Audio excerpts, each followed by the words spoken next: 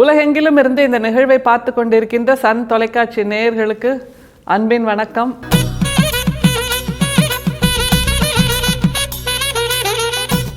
தமிழ் சித்தர் பாடல்கள் வரிசையில் வள்ளல் பெருமானோடு பயணித்துக் கொண்டிருக்கிறோம். அவருடைய கவிதைகள், பாடல்கள், அத்தோடு அவருடைய உரைநடையும் நாம் பார்த்து கொண்டிருக்கிறோம். இன்றைக்கு அந்த உரைநடை பத்தியிலிருந்து தான் மிகவும் ஆச்சரியமான, வித்தியாசமான அல்லது நம் புருவத்தை உயர்த்தக்கூடிய, இப்படியெல்லாம் கூட யோசிக்க முடியுமா ஒரு சித்தரால் அப்படிங்கிற மாதிரியான ஒரு உரைநடை பற்றி தான் அது.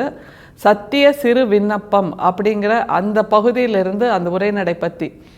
பொதுவாக நமக்கு கோபம் வருதுன்னு வைங்களேன், மற்றவங்கள பார்த்து கோபத்தில் கத்துறதானா நம்ம என்ன சொல்லுவோம்? உடனே விலங்குகள் பேரை சொல்லி திட்டுவோம்ல. அந்த விலங்குகள் என்ன அவ்வளோ மோசமானதா? இல்லையே. விலங்குகள் எல்லாம் அவரவர் தன்மையில் அவரவர் நிலை பெற்று நிற்கும். மனிதர்களாகிய நாம் தான் நம்முடைய மனித தன்மையிலிருந்து வழுவி நழுவி மிக மோசமான குணங்களோடு இருக்கிறோம் அப்படிங்கிறத நம்ம என்னைக்காவது உணர்ந்திருக்கோமா? எதுக்கு விலங்குகள் பெயரை சொல்லி நம்மை திட்டுவதற்கு அந்த பெயர்களை ஏன் பயன்படுத்த வேண்டும்?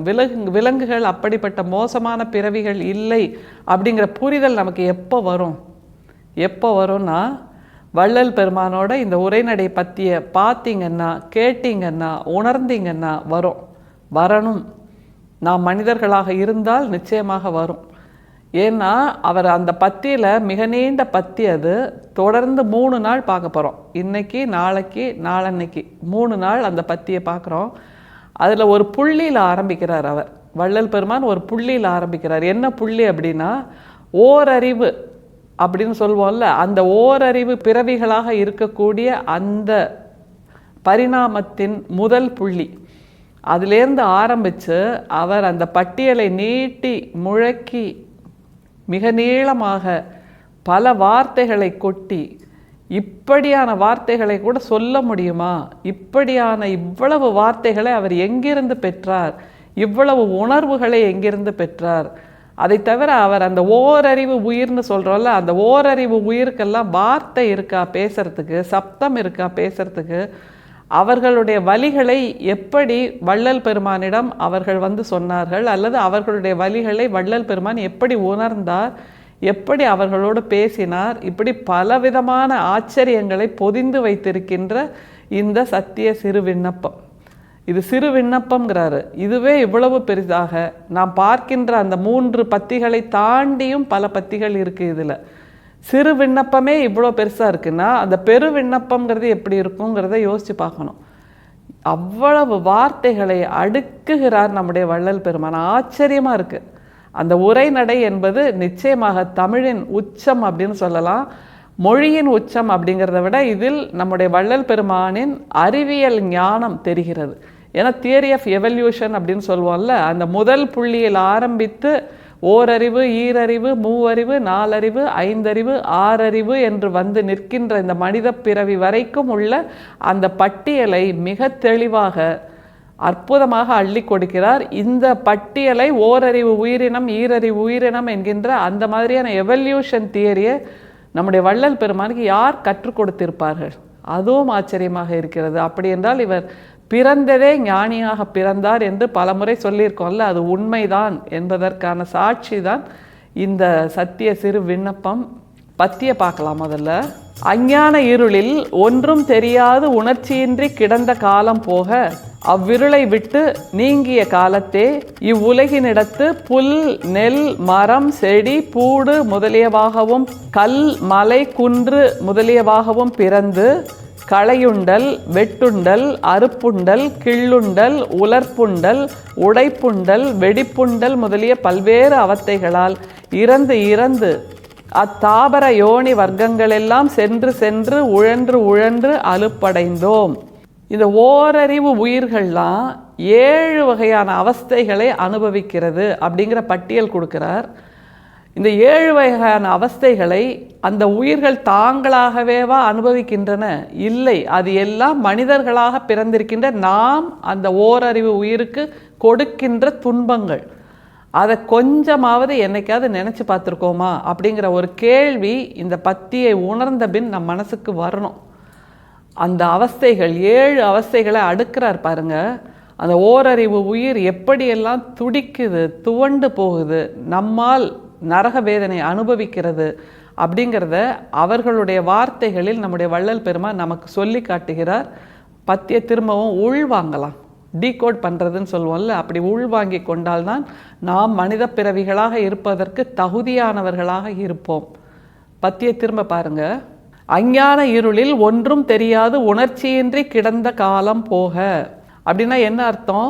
நாம் இந்த பிறவியாக பிறப்பதற்கான அந்த உயிர் துளியாக அம்மாவின் கருவறைக்குள் வந்து சேர்வதற்கு முன்னால், ஏன்னா உயிர் துளியாக கருவறைக்குள் வந்த பின்பு தான் நமக்கு ஒரு ஞானம் வருகிறது. அறிவுங்கிறது அப்போது வருதா, பிறந்து 40 வருஷம் கழிச்சு வருதா, 50 வருஷம் கழிச்சு வருதான்னு அதெல்லாம் கேள்விக்குறி. அதெல்லாம் வராமையே கூட நம்ம எல்லாருமே மனிதர்களாக வாழ்ந்துட்டுருக்கோம். ஆனால் உயிராக பிறப்பதற்கு முன்னால் நாம் அஞ்ஞானத்தில் இருந்தோங்கிறது நிச்சயம், சர்வ நிச்சயம். அதைத்தான் நம்முடைய வள்ளல் பெருமான் சொல்கிறார். வயிற்றுக்குள் கருவறைக்குள் வந்து இருந்ததற்கு முன்னால் இருந்த அந்த அஞ்ஞான காலத்தை, அந்த காலத்தில் இருந்தது போக, அப்போவே ஒரு அஞ்ஞானத்தில் இருந்தோம். அதுக்கப்புறமும் நாம் நேரடியாக ஆறறிவு உயிராக பிறக்கலை. அப்படின்னா எதுவாக பிறந்தோம்? அதோட பட்டியல் தான் கொடுக்குறார் பாருங்க.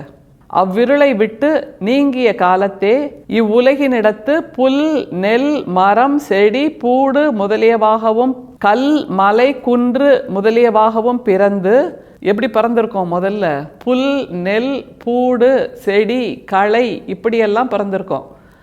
அந்த புல்லும் நெல்லும் செடியும் களையுமா பிறந்த நாம தான் இப்போ மனிதர்களாக பிறந்த பின்பு என்ன பண்ணுறோன்னா, அந்த 7 வகையான துன்பங்களை அந்த புல் பூண்டு எல்லாம் அனுபவிச்சதுங்கிறால அதையெல்லாம் நம்ம அந்த உயிரினங்களுக்கு கொடுக்கிறோம். அது என்ன 7 வகையான துன்பங்கள்? அதோட பட்டியலும் கொடுக்குறாரு பாருங்க. களையுண்டல், வெட்டுண்டல். களை, வயலில் களை வந்துடுச்சு, அதான் நெல் போட்டிருப்பாங்க, கூடவே சேர்ந்து களை வளருது அப்படின்னோடனே களையை வெட்டி எடுத்துருவாங்க தெரியுமா? களையை பிச்சு போடுறது ஒன்று. வெட்டுண்டல், மரமாக இருக்கக்கூடிய அந்த உயிரினங்களை வெட்டி தீக்கிறோம் நம்ம விருப்பத்துக்கு.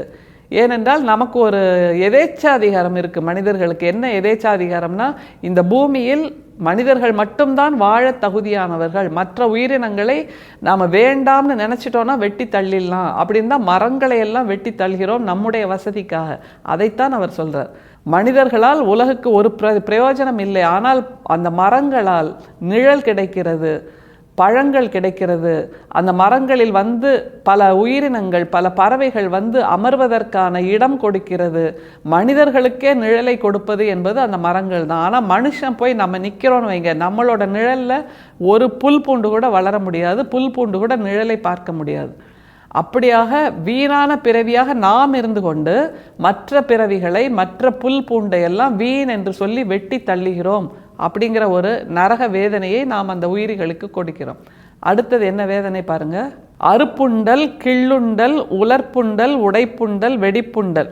அதில் அறுப்புண்டல், கிள்ளுண்டல். கிள்ளுண்டல்னா பூ பூத்திருக்கு ஒரு செடியில், எனக்கு அந்த பூ வேணும் அப்படின்னு நம்ம முடிவு பண்ணிட்டா உடனே போய் அந்த செடியிலேருந்து அப்படி கிள்ளி எடுத்துடுறோம்ல.